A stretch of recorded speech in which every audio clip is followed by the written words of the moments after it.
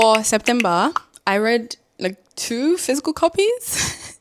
So the first book I read in September is this one, where I actually started reading this book in August. I just moved it up to September. So technically the first book I finished in September is this one called Sin is a Puppy That Follows You Home by Balaraba, Rahmat, Yakubu, translated from the Hausa by Aliyu Kamal. Balaraba Rahmat Yakubu is one of the pioneering Hausa writers, female writers in the northern part of Nigeria. It follows a woman called Rabi, who is a long-suffering wife of this adulterous and wayward Alhaji Abdu. We basically follow the plot of Alhaji Abdu's life and the trauma that he inflicts on his wife Rabi, his firstborn daughter Saudatu, and his other children. I have a bunch of issues with this book, and I wrote it in my short review on Storygraph. I wrote that this book is a good representation that at the end of the day, we are all a product of the society we are nurtured in. While I appreciated the truths that the author highlighted in this book, it was also clear that it was written in the 80s. Marriage is a central part of the book, and nothing felt liberating for the women in the book. Yes, the main story revolves around a man who treats his family badly, contradicting what is Islamically expected of him. But besides this, the men in this book just wallow in their bad behaviors, which aren't even painted as such. And that's this is the part that blew my head. In contrast, the admittedly bad behaviors of the female characters were overblown, furthering that bad woman stereotype that patriarchy likes to champion. I'm glad that I read this book. I mean, it's translated from Hausa into English, and it is written by one of the pioneering northern female authors. But beyond that, this was not a thought-provoking story. I was a bit pissed because I bought this book with my money. It was quite expensive. It was like 18 euro. I bought it because, I mean, the premise is nice. It's a book translated from Hausa into English by one of the pioneering female authors in the northern part of Nigeria.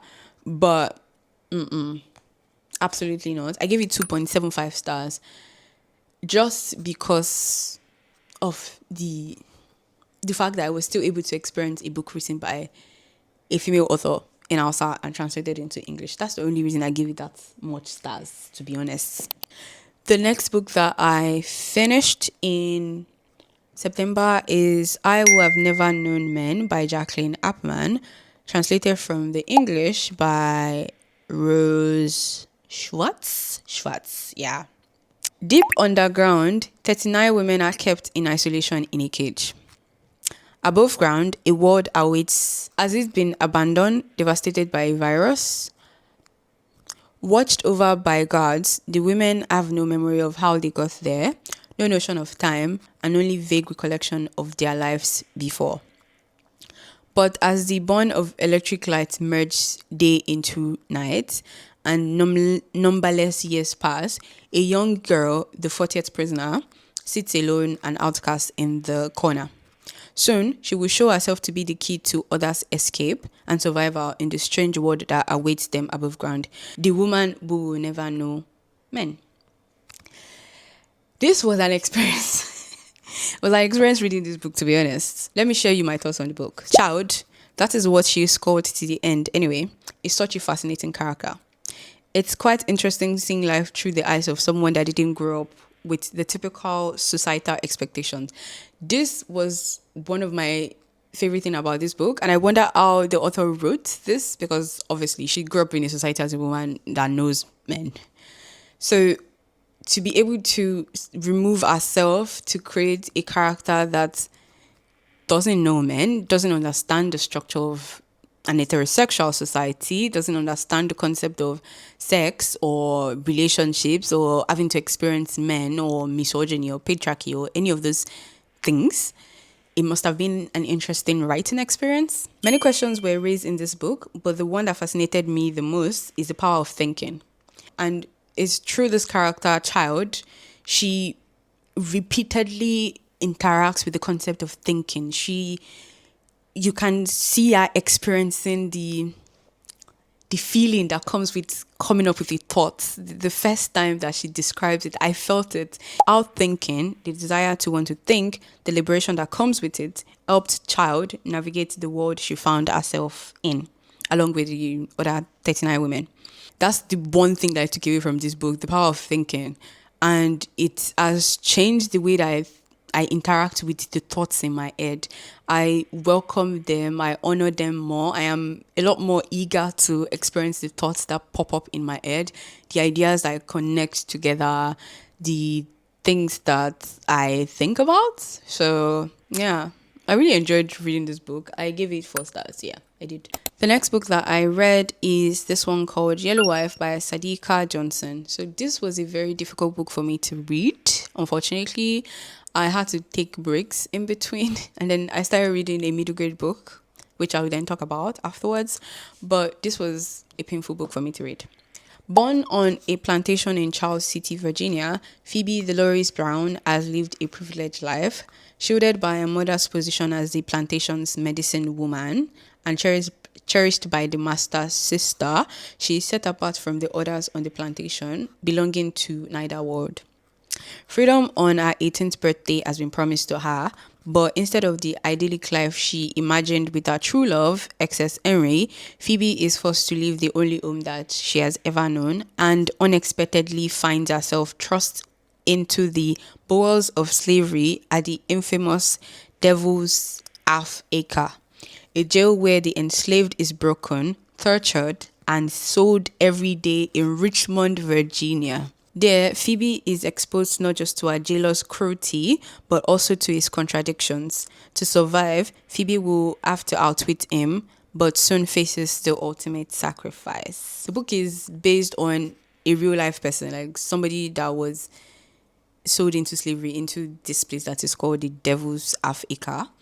So the author based Phoebe Dolores Brown's character on the person, and her name is Mary Lumpkin. So this was an actual person in real life. When I read books that are based on people that I know that have existed in the past, it has a way of forging the experience for me. So I just need to know that a part of a story is based on something that has happened in real life, and it changes the way I interact with the book. It changes the way I feel the emotions in the book. This was such a heavy, brilliant, and sad book. I had to take pause in between to cleanse my spirits with a middle grade book. But it was nice to read fictionalized history again. Johnson's writing is so raw that I felt this story in every pore of my body. Almost as if I knew and met Mary Lumpkin, whose life Phoebe Dolores Brown, I love her name. I love that name, Phoebe Dolores Brown, was based on. She's such a brilliant character, and even when her helplessness was obvious throughout the story, I admire and stand the quiet strength she projects by always referring to her enslaver as the jailer. She never referred to the enslaver by name. We knew his name in the book, but all the time she always referred to him as the jailer. Next book that I read in September is the middle grade book that I was talking about. This is One Chance Dance by Efua Traore. I wanted to read this book since 2023, but I'm glad that I finally read it, and I'm glad that I got it in physical copy. Jomi's mom left when he was little to make a new life for them in Lagos, the city of dreams. When Jomi doesn't hear from her, he decides to follow her. His only starting place is a TV dance competition that his mom used to love. Things go badly for the boy and his pet bush baby until we meet a crew of street kids. Together, they come up with a one-chance idea to find Jomi's mother and make their own dreams come true. So Efua Traore, I first read her book, I think maybe 2021. Yeah. One of the first videos I made on this channel, I was raving about one of our books. I can't remember the name now, but I was raving about her debut novel at the time. This was a nice palette cleanser for me while I was reading The Yellow Wife by Sadeqa Johnson, because I like reading middle grade stories, and I have a bias for when the middle grade characters are like Nigerian, to be honest, or African, because their experiences mirror my experiences and sometimes my sister's experiences. So it's very nostalgic for me. So I really enjoyed this book. I gave it 4.5 stars. I wrote briefly that this was such a brilliant book and Traore is a brilliant author. I learned so much from Jomi and his friends, and I secretly wish that we got one more chapter from them before the epilogue of the book. I feel honored to have read a book whose main theme is Ayomo. Ayomo means destiny in Yoruba. And it gives me a lot to apply in my very own adulty life. The way that the author uses Jomi's character and his mother to talk about the concept of destiny. And even though you cannot determine your destiny, you can carry out steps or take actions that can draw you closer to your destiny or activate your ori. I don't know how to explain it though, but it shall really just mean your faith, your destiny, your path in life. Yoruba is such a cool language, to be honest. But anyway, the next book I read in September is Apartment Women by Byeong-mo. I first read the debut translated book by Byeong-mo in 2021, I think. It's called The Old Woman and the Knife, and it is now adapted into a movie, actually. So if you want to read the book and watch the movie, you should go and do both. When Yojin moves with her husband and daughter into the Dream Future Pilot communal apartment, she's ready for a fresh start. Located on the outskirts of Seoul, the experimental community is a government initiative designed to boost the national birth rate. Like her neighbors, Yojin has agreed to have at least 2 more children over the next 10 years. Yet, from the day she arrives, Eugene feels uneasy about the community's spirit thrust upon her. Her concern grows as communal childcare begins and other parents shows their true colors. Apartment Women traces the lives of 4 women in the apartment, all with different aspirations and beliefs. Will they find a way to live peacefully, or are the cultural expectations around parenthood stacked against them from the start? I gave this book 3.75 stars, and I had a brief reflection. I love that many books are examining the reality of motherhood beyond all the glitters and lies that they've sold to us thus far. And this book even went further to examine how numbers of kids is an added layer. So basically how the number of kids you have does even influence your experience of motherhood. I also like how Byeong-mo examines the impact of weaponized incompetence mixed with ridiculous societal expectations and internalizations and violence, both domestic and sexual, on that idea that it takes a village to raise kids. So we're always talking about how it takes a village to raise children, and it takes a village, it makes motherhood easier. But we don't talk about all these other implications, all these other things that influences your access to that village. We always say that having help and support makes motherhood easier, but never examine how existing societal structure, like raising girls to be agreeable, adultifying firstborn or older daughters, realistic and unspoken social expectations, etc., truly influences said support.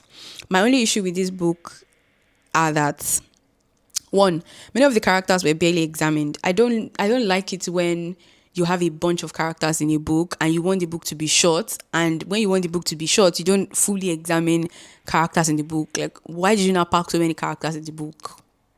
Make it make sense. Another issue that I had with the book is that the ending felt quite rushed, albeit decently tied up. I felt like the ending was decently tied up. There were no like unanswered questions like that, but it was just too rushed. And I also felt like the book didn't explore the government dictating the number of kids that you should have, because they're saying that the characters moved into this apartment complex because they've agreed that they're going to have more children. Basically, all of them want to have 3 children.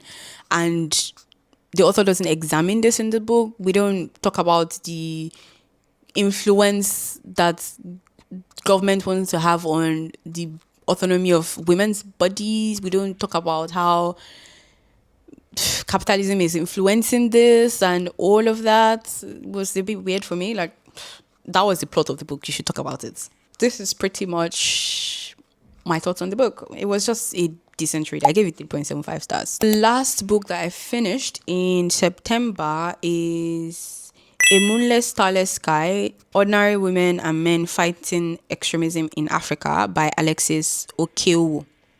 Or Okeowo. Maybe that's how to pronounce it. I think it's Okeowo.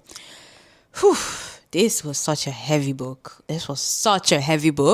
Took me so long to finish this book. I was taking so many breaks. In A Moonless, Starless Sky, Okeowo weaves together 4 narratives that form a powerful tapestry of modern Africa.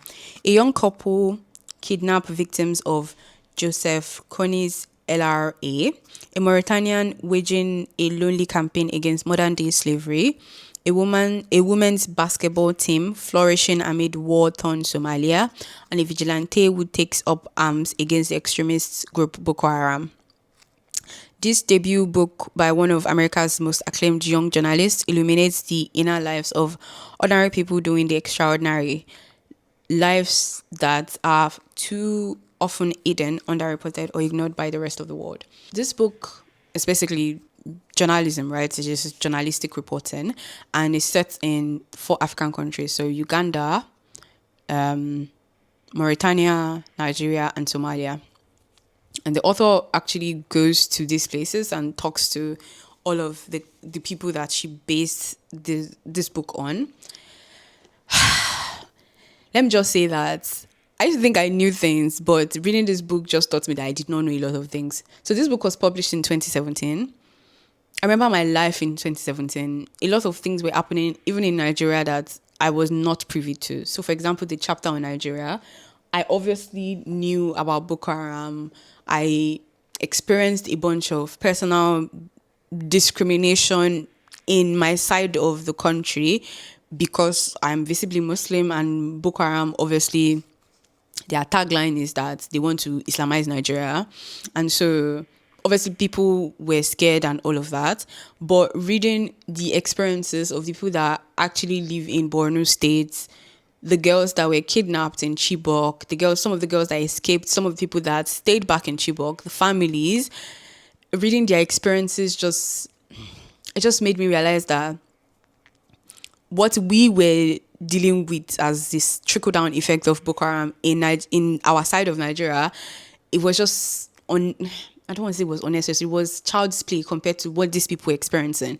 Like Boko Haram was killing people they were killing people indiscriminately. They were butchering people.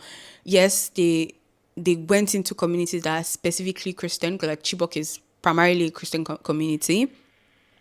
Obviously Northerners as well, Northern Nigerians, but a bunch of random people, they didn't just care at some point. It was just power, killing so many different people in the community. But basically, we're killing people indiscriminately, regardless of their religion. Kidnapping girls, kidnapping boys, forcing the boys to join their rebel group, raping the girls, forcing them into sexual slavery, butchering people, just randomly killing people, setting people on fire, giving bombs to young girls to blow themselves up. And then in our own side of the country, we were just, waging discriminatory wars against ourselves and just talking and saying, oh, Islam is a religion of peace, or people saying, oh, you people are... I remember there was one time I was traveling to uni in 2017, and I was in a cab, and one guy just walked past me and he called me Boko Haram Ashewu, which basically translates to Boko Haram slots. Like, first of all, stupid insult, like such a stupid, unoriginal insult. I remember I felt bad. Obviously, I felt bad because that was an attack. But for me, reading this book it lessened the impact of what I thought we were experiencing as a result of this deranged group of people that were waging this war. But anyway, not to diminish anybody's experiences, but yeah, this was how I felt when I was reading the chapter on Nigeria. Also, the chapter on Mauritania. For me, Mauritania shares a border with Niger. Niger shares a border with Nigeria. So as far as I'm concerned, we are so close to one another. And up until this book was published in 2017, and apparently even till now, with all of the articles that I went on to read, people are being enslaved. Like, people that look like me are being enslaved in this country that is not so far from Nigeria. And it was just such a heavy book for me to read. I cried so much. It still feels very heavy on my heart, and I 100% recommend this book to any and everybody. I gave the book 4.5 stars, and the only reason I gave you 4.5 stars is because I took so many breaks while reading it. I felt like that affected the flow for me. I hope Alexis Okeowo, I hope she writes more journalistic like book in future. I also actually started reading another book, but I didn't finish it in September. I finished it already now. So I'll talk about it in my October wrap-up, inshallah. A book is called For You Are Still a Good. It's a short story collection by Nick Mhlongo. I'm going to do rapid fire because this video is long now already. But I feel like my mood already feels better as I've been making this video. So I'm very glad I eventually made this video. But anyway, the first essay that I read, well, not an essay, it's an article. The first article that I read in September is What is Fluoride Gel and How is it different from fluoride toothpaste? So I went to get my teeth cleaned at the beginning of September, and the hygienist suggested I get fluoride gel for future care. So I wanted to know what the difference was. That's why I read this book, this article, to be honest. The next essay that I read, oh my God, this was such a crazy essay, is The Baby Died, Whose Fault Is It?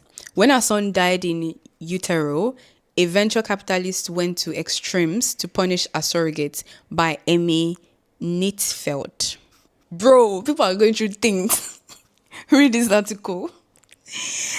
Another essay that I read in September is The View from Gaza, as seen through W.B. White's Widening Gyre from Inside the Besieged Tribe, Al-Qaisi on Life as a Sustained Dismantling of the Soul. Obviously, this article is written by a Gazan writer, and I enjoyed reading it. Imru Al-Qais leans forward, his voice withered and low, and speaks the line I can never forget. If only the soul could die all at once, but it falls apart oneself at a time. This is Gaza. That is Gaza. It is a sustained dismantling of the soul. We do not vanish all at once. We fall in stages. Hunger, disillusionment, disposition, numbness, and still we write. Still we speak, because to name this is to resist its totality. Another essay that I read in September is this one from, I think, 2020 actually. I had it on my phone, so I just wanted to close the tab. It's a story called When a Woman Renounces Motherhood by Innocent Chizaram Ilo. Another essay that I read in September is Brad Pitt is Fooling You by Angelica Jade Bastine. Bro, I've boycotted this Brad Pitt since. But yeah, I just wanted to read this woman's take on him. That's why I read this article. An excerpt from it is, its deftness in removing the spectre of violence from its own narrative is a reminder of the ways violence against women is normalized. It isn't that people don't believe in what happened to Jolie on that plane, they just don't care. And to be honest, this is how I feel. I've said it so many times on this channel that we genuinely do not really think as a society that violence against women is that serious. The next essay that I read in September is So Many Men Are Not Affected Enough by Seeing Women Suffer, and It Makes Me Furious by Amina. I didn't even know that I read this essay. Interesting. Another essay that I read in September is I Want to Be Everything by Letters from Tam Tam. So this author is actually a friend of mine, and she opened this Substack, so I went and read it. It's an interesting poem. So Tamilore is a poet, and like I said, I'm not really a fan of poetry, but I enjoy many of her poems. It's like, I don't know how to explain it. Some people might need to write poems that really tug at my heartstrings, and she's one of them. Another essay that I read is I'm trying so hard, but everything is still going wrong. Keep following your passion wherever it leads by Etha Avreliski.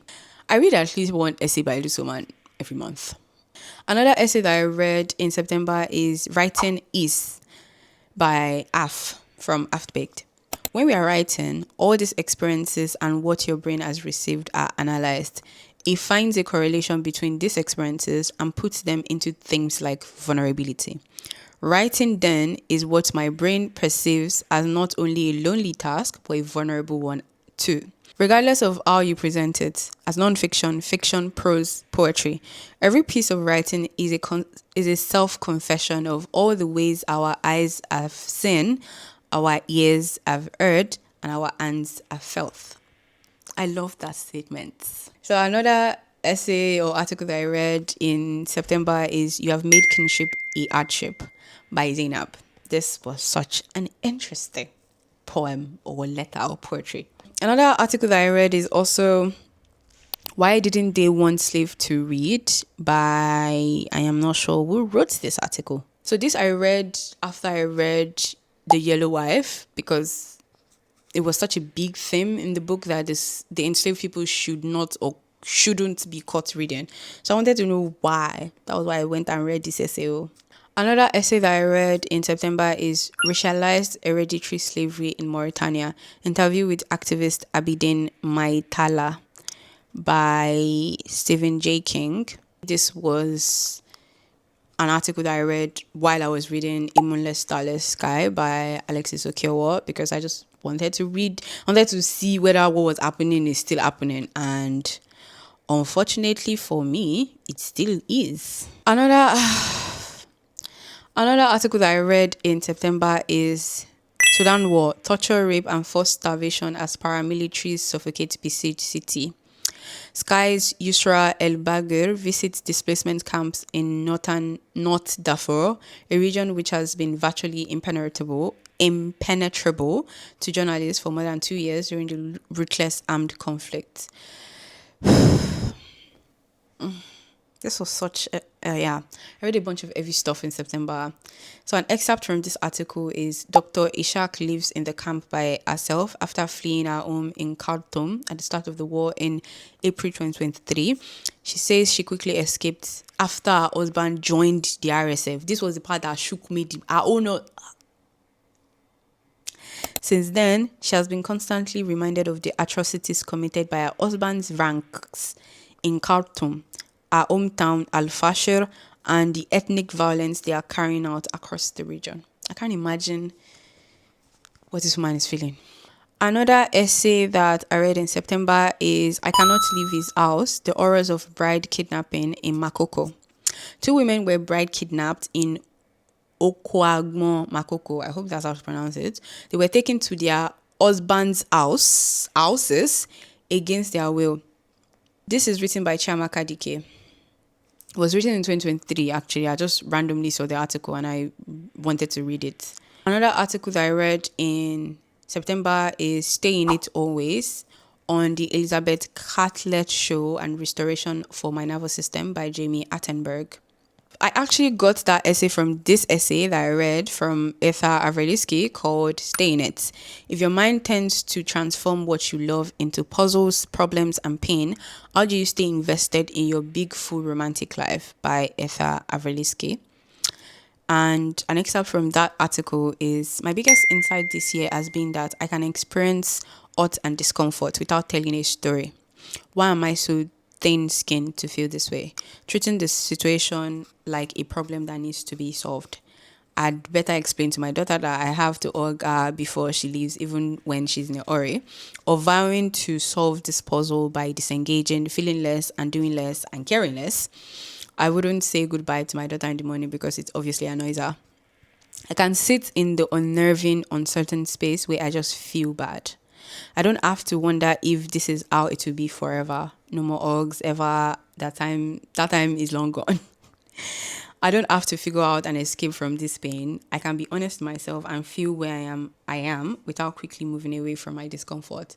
This paragraph spoke to me because this is kind of how I am. I'm always looking to move away from it. Like let's be done. So it's a good reminder to stay in it. Another article that I read, I've actually read this article before, like a couple years ago, but I just reread it randomly, is this one called Influencer Shad Batal on Leaving Social Media and War in Sudan and Rediscovering Herself. I said years ago. It was probably last year. Years ago, bao. Another article that I read is Asata Shekar, political activist and ex-Black Liberation Army member, has died. Asata Shekar died in Havana, Cuba as a result of health conditions and her advanced age. Written by Phil Levis. Another article that I read in September, guys, is this one called The High and Lows of Nyaope, Africa's Brutal New Street Dog. A brutal look at how Yaope, aka Vonga, the devastating drug made with rat poison and HIV medication, is wreaking havoc in South Africa by John Kurowski. I came across this drug called Yaope in the book that I said I finished this month, not last month, called For You I'd Steal a Goat. And I was like, what is this in Yaope? What is it? I've never heard this one before. And I searched for it. I saw that it's a drug that they make from rat poison and HIV medication. Omo, people are going through a lot. Another article that I read in September is Marriage as a Long Conversation by Zara. An excerpt from this is: a marriage in this way becomes a lifelong dialogue where every stage requires new words, new listening, and new patience. The partner who sits across from us at breakfast today is not the same person we first kissed, nor are we. 5 years can completely remake an individual. New interests arise, old interests die, historic wounds deepen, identities shift, worldviews expand, passions cool, or unexpected ambitions take root. It is not in the nature of a human being or anything else for that matter to remain the same across a lifetime. The only constant is change. As Heraclitus puts it, therefore, the union of two human beings cannot be a covenant between two fixed selves to preserve an illusion of permanence. It must be a covenant to commit to the continuous process of reintroducing ourselves and learning again with the other person as become. That was, I felt that. That was why I read it yesterday. With that, we have come to the end of all of the essays that I read in September. So I feel a lot better now that I'm ending this video than when I started the video. I hope that I'm able to edit the video and post it actually, but I do feel a lot better. Thank you so much for watching this video. Please let me know if you've read any of these books that I mentioned, and also let me know the number of books that you read in August and September. I would be interested to know some of the books that you are reading. It would be nice to see some of the books that you're reading instead of just telling you books that I've read all the time. Thank you again for watching this video. Don't forget to like, share, subscribe, share this video with anyone that you feel like might be interested. And I would see you in my next video. Bye bye.